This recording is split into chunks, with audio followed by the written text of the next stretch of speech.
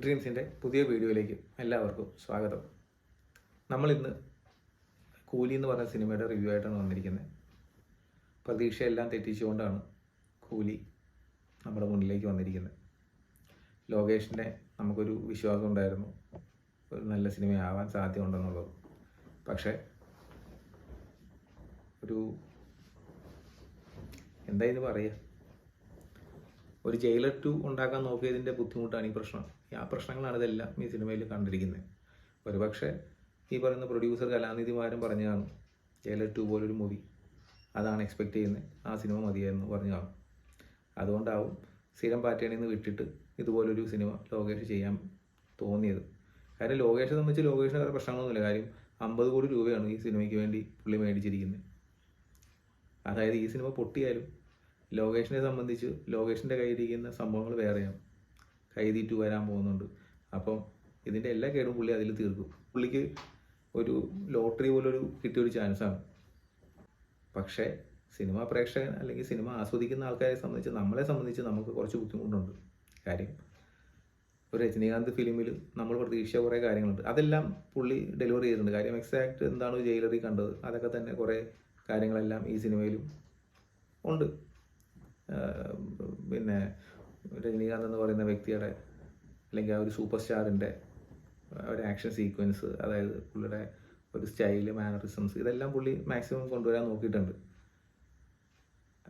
ഇതൊരു നെഗറ്റീവ് വന്നതെന്ന് പറഞ്ഞു കഴിഞ്ഞാൽ സ്ക്രിപ്റ്റിൽ കുറച്ച് പാളിച്ചകൾ വന്നിട്ടുണ്ട്.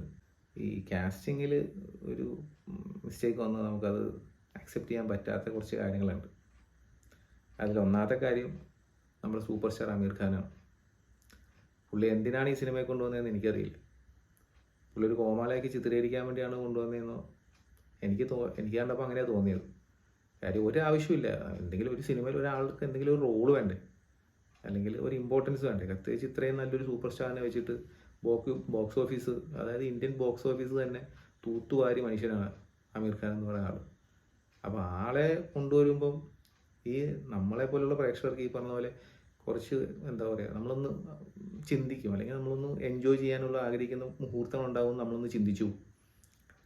ഇതൊരു ഡമ്മി ആയിട്ട് ഈ ഏറ്റവും അവസാനം കൊണ്ടുവന്ന് ക്ലൈമാക്സും കഴിഞ്ഞ് ഒരു പുള്ളിക്ക് വേണ്ടി ഒരു 5 മിനിറ്റ് കൊണ്ടുവന്ന് സ്പെൻഡ് ചെയ്ത് അത്രയും സ്പോയിലായിപ്പോൾ ആ സമയം. കാര്യം നമ്മളത് ആ സമയമൊക്കെ നമ്മൾ സിനിമ കാണുന്നത് വെറുതെ ഇത് എന്ത് തേങ്ങയ്ക്കാണ് ഈ കാണിക്കുന്നത്, ആ ഒരു മൈൻഡിലേക്ക് നമ്മൾ ആ സമയത്ത് പോകും സിനിമയിൽ. അത് ഭയങ്കരമായിട്ട് ഈ സിനിമയെ നെഗറ്റീവായിട്ട് ബാധിച്ചിട്ടുണ്ട്. ഒരുപക്ഷെ ആമീർ ഖാനെ കാണിക്കാതെ തന്നെ ഈ സിനിമ നിർത്തിയിരുന്നെങ്കിൽ ഇത്രയും നെഗറ്റീവ് ഈ സിനിമയ്ക്ക് കിട്ടുമായിരുന്നില്ല. നെഗറ്റീവ് കിട്ടുമായിരിക്കും, പക്ഷേ ഇത്രയും നെഗറ്റീവ് കിട്ടില്ല. കാര്യം ഒരു ക്ലൈമാക്സ് കഴിഞ്ഞിട്ട് പിന്നെ ഒരു ആവശ്യമില്ലാതെ ഒരു സൂപ്പർ സ്റ്റാറിനെ കൊണ്ടൊന്ന് വെച്ച് വലിച്ചു നീട്ടുക എന്ന് പറയുന്നത് വളരെ ബോറ് പരിപാടിയാണ്. അത് ഒന്നാമത്തെ കാര്യം. രണ്ടാമത്തെ, നാഗാർജുനെ പോലെ ഒരു സൂപ്പർ സ്റ്റാറിനെ കൊണ്ടുവന്ന് വില്ലൻ വേഷം ചെയ്യിപ്പിച്ചത്.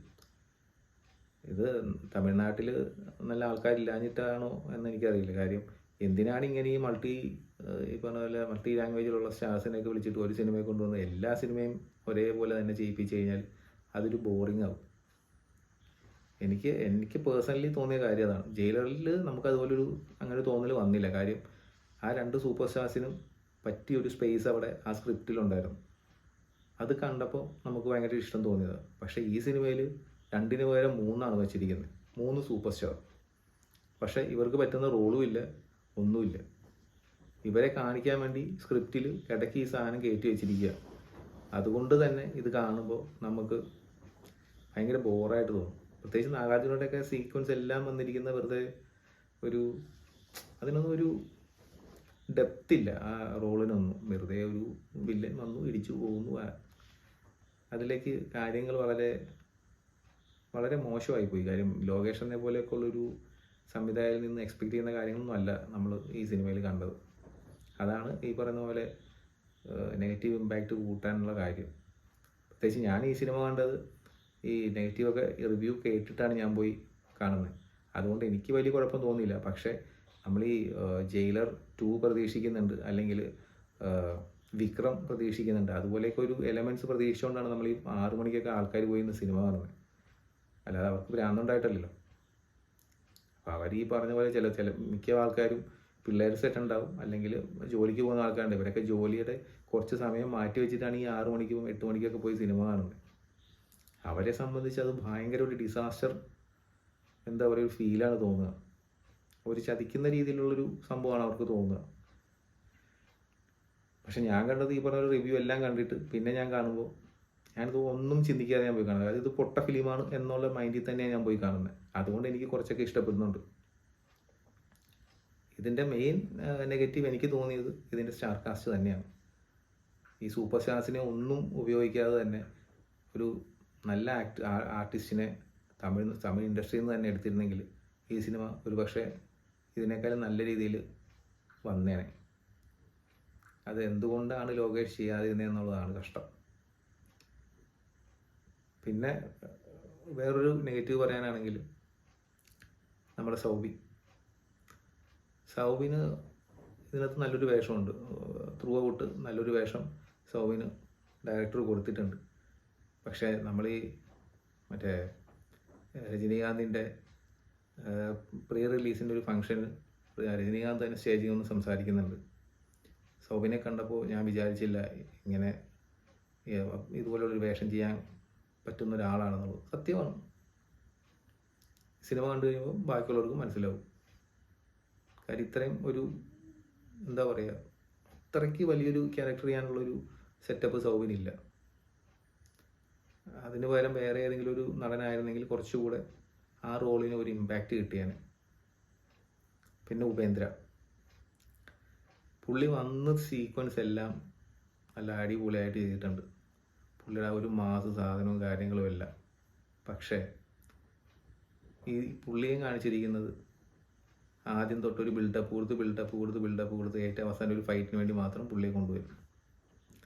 ഇതൊക്കെ ഈ സ്ക്രിപ്റ്റിൻ്റെ ഏറ്റവും വലിയ പോരായ്മയാണ്. അപ്പോൾ നമ്മൾ പ്രതീക്ഷിച്ച സാധനമല്ല നമുക്ക് കിട്ടിയത്. അറ്റ്ലീസ്റ്റ് ഇത്തിരിയെങ്കിലും ഒരു നല്ലതായിരുന്നെങ്കിൽ ആൾക്കാർ എന്തെങ്കിലുമൊക്കെ ഒരു പോസിറ്റീവ് നല്ല രീതിയിൽ പറഞ്ഞേനെ. പക്ഷേ ഇതിനകത്ത് നമുക്ക് പോസിറ്റീവ് പറയാനായിട്ട് ആകെപ്പാടെ ഉള്ളത് രജനീകാന്തിൻ്റെ കുറച്ച് മൂവ്മെൻറ്റ് മാത്രമേ ഉള്ളൂ. അല്ലാതെ വേറെ ഒന്നും ഈ സിനിമയിൽ പോസിറ്റീവായിട്ട് പറയാനില്ല. നെഗറ്റീവ് പറയാനാണെങ്കിൽ പറഞ്ഞാലും തീരാത്ത അത്രയും നെഗറ്റീവ് ഉണ്ട്. വളരെ നിരാശപ്പെടുത്തുന്ന ഒരു സിനിമ തന്നെയാണ് ഈ പറയുന്ന കൂലി. ഇതുകൊണ്ട് ലാഭം ഉണ്ടായത് ഇതിൻ്റെ ടെക്നീഷ്യന്മാർ, ഇതിൻ്റെ ആക്ടേഴ്സ്, ഡയറക്ടർ, ഇവർക്കൊക്കെ ഇതുകൊണ്ട് നല്ല ബെനിഫിറ്റ് ഉണ്ടായിട്ടുണ്ട്. അപ്പോൾ കാണാൻ ആഗ്രഹിക്കുന്നവർ തിയേറ്ററിൽ പോയി കാണുക. കാര്യം സിനിമ ഇപ്പോഴും റണ്ണിങ് ആണ്. തലവരെ നമുക്കൊന്ന് തിയേറ്ററിൽ കാണാം. പുള്ളിയുടെ കുറച്ച് സീക്വൻസ് കാണാം. പക്ഷേ ഇത്തിരി കൂടെ ഇവർക്ക് നല്ല വൃത്തിക്ക് ഈ സിനിമ ചെയ്യാമായിരുന്നു.